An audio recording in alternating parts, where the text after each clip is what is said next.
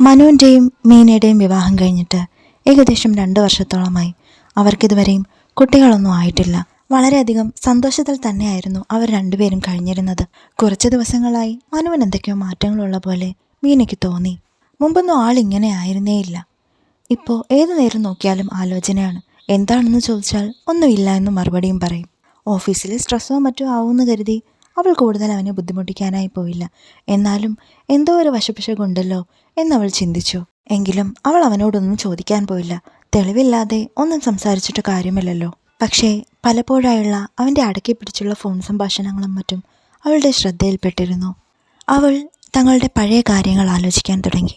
മനു അവളെ പെണ്ണ് കാണാൻ വരുന്നതും വീട്ടുകാർക്കെല്ലാം ഇഷ്ടമായി വിവാഹം ഉറപ്പിച്ചതും മനു അവനെ ഇഷ്ടമായോ എന്ന് അന്ന് തന്നെ ചോദിച്ചതും എല്ലാം അവളുടെ മനസ്സിൽ ഇന്നലത്തെ പോലെ ഓടിമറഞ്ഞു. അന്ന് തനിക്കങ്ങനെ പ്രത്യേകിച്ച് ഇഷ്ടമോ ഇഷ്ടക്കേടോ ഒന്നും ഉണ്ടായിരുന്നില്ല. വീട്ടുകാർ തീരുമാനിക്കുന്നതിനോടൊപ്പം നീങ്ങുക എന്നല്ലാതെ മറ്റൊന്നും തന്നെ അവൾ ചിന്തിച്ചിരുന്നില്ല. തൻ്റെ നന്മയ്ക്കെതിരായി വീട്ടുകാരൊന്നും ചെയ്യില്ല എന്നുള്ളൊരു ഉറച്ച വിശ്വാസം അവൾക്കുണ്ടായിരുന്നു. അതുകൊണ്ട് തന്നെയാണ് അവൾ ഈ വിവാഹത്തിലേക്ക് വന്നതും. പക്ഷേ വിവാഹശേഷമാണ് മനുവിൻ്റെ ടോക്സിക് സ്വഭാവം അവളെ വല്ലാണ്ട് അലോസരപ്പെടുത്തിയത്. അതവളുടെ വസ്ത്രസ്വാതന്ത്ര്യത്തെ പോലും ചോദ്യം ചെയ്യുന്നതായിരുന്നു. എപ്പോഴും മറ്റു സ്ത്രീകളോട് താരതമ്യപ്പെടുത്തിയായിരുന്നു അവൻ അവളോട് സംസാരിച്ചിരുന്നത്. നിനക്ക് അവളെപ്പോലെ സാരി ഉടുത്തൂടെ, നിനക്ക് അവൾ നടക്കുന്നത് പോലെ നടന്നൂടെ എന്ന് മറ്റുള്ള സ്ത്രീകളെ ചൂണ്ടിക്കാട്ടി അവളോട് അവൻ സംസാരിക്കാൻ തുടങ്ങി. അവൻ്റെ ഇഷ്ടങ്ങൾക്കനുസരിച്ച് പരമാവധി അവൾ മാറാൻ ശ്രമിച്ചിരുന്നു. പക്ഷേ അവൾ ഒരിക്കലും സന്തോഷവതിയായിരുന്നില്ല. അവന് വേണ്ടി മാത്രം അവൾ ഒരുപാട് മാറാൻ ശ്രമിച്ചു. അവളെ ഒരിക്കൽ പോലും അവളായി ജീവിക്കാൻ അവൻ അനുവദിച്ചിരുന്നില്ല.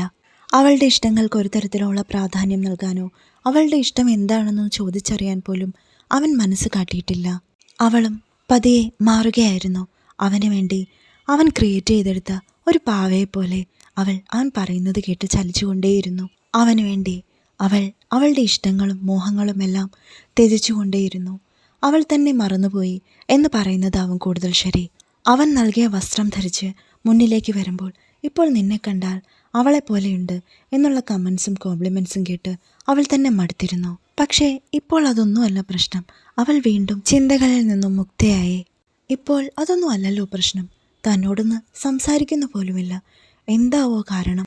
എന്താണെന്ന് ഒരെത്തും പിടിയും കിട്ടിയില്ല. പക്ഷേ ഓഫീസിലെ കാരണമൊന്നുമല്ല എന്നവൾക്ക് മനസ്സിലായി തുടങ്ങിയിരിക്കുന്നു. ഇടയ്ക്കിടെ ഫോണിൽ ആരോ വിളിക്കുന്നുണ്ട്. ആ കോൾ വരുമ്പോൾ മാത്രം സന്തോഷപൂർവ്വം സംസാരിക്കുന്നതും കാണാം.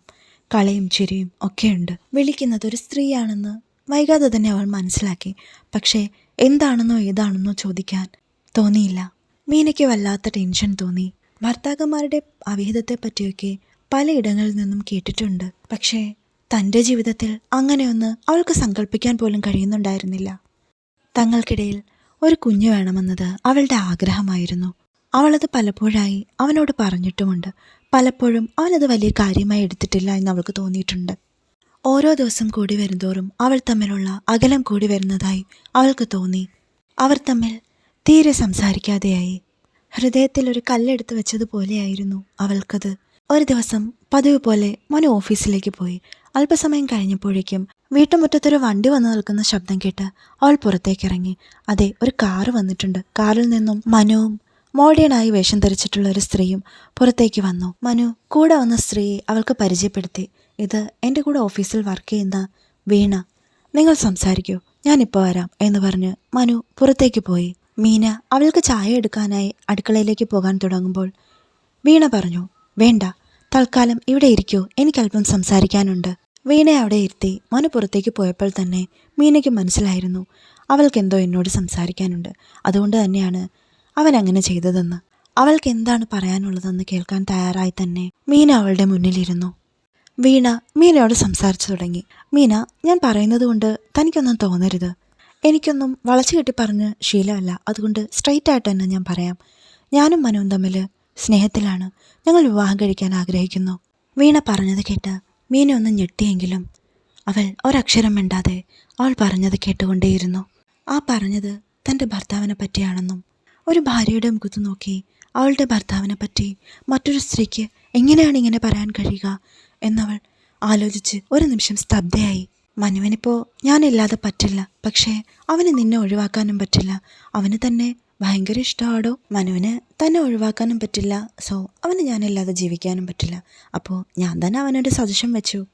അവൻ എന്നെ കല്യാണം കഴിച്ചോട്ടെ, ഒപ്പം താനും ഉണ്ടാവും. നമുക്കങ്ങനെ ഒരുമിച്ചങ്ങ് മുന്നോട്ട് പോകാമെന്നേ. ഇപ്പോൾ സോഷ്യൽ മീഡിയയിലൊക്കെ ഒരുപാട് പേര് അങ്ങനെയൊക്കെ ജീവിക്കുന്നുണ്ട്. താൻ കണ്ടിട്ടില്ലേ? മുമ്പൊക്കെ വിരലിലെണ്ണാവുന്ന ആൾക്കാർ മാത്രമേ അങ്ങനെയൊക്കെ ചെയ്യുന്നുണ്ടായിരുന്നുള്ളൂ. പക്ഷേ ഇപ്പോൾ ഒരുപാട് പേര് അങ്ങനെയൊക്കെ ചെയ്യുന്നുണ്ട്. അവരൊക്കെ എന്ത് സന്തോഷമായിട്ടാണ് ജീവിക്കുന്നത്. താൻ കാണാറില്ലേ ഇതൊക്കെ? നമുക്കും അതുപോലെ തന്നെ മുന്നോട്ട് ജീവിക്കാം. എന്തു പറയുന്നു? വിചിത്രമായ അവളുടെ ആ സജഷൻ കേട്ട് മീന അവിടെ തറഞ്ഞിരുന്നു പോയി.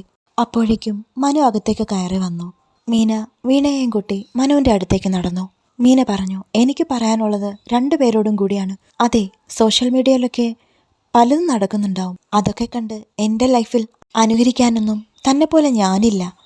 സപത്നി സപതി അങ്ങനെയൊക്കെ പണ്ട് നടന്നിരുന്നതായി കേട്ടിട്ടുണ്ട്. അതൊക്കെ എൻ്റെ ജീവിതത്തിൽ വർക്കൗട്ടാക്കാൻ ഞാൻ തൽക്കാലം ആഗ്രഹിക്കുന്നില്ല. ഒരു സ്ത്രീ ഏറ്റവും കൂടുതൽ സ്വാർത്ഥതയോടെ കൊണ്ടു നടക്കുന്ന ഒന്നാണ് അവളുടെ ഭർത്താവ്. അത് പങ്കുവയ്ക്കാൻ അത്ര വലിയ മനസ്സൊന്നും എനിക്കില്ല. വീണയില്ലാതെ മനുവിനിപ്പോൾ ജീവിക്കാൻ പറ്റില്ലെന്നല്ലേ പറഞ്ഞത്.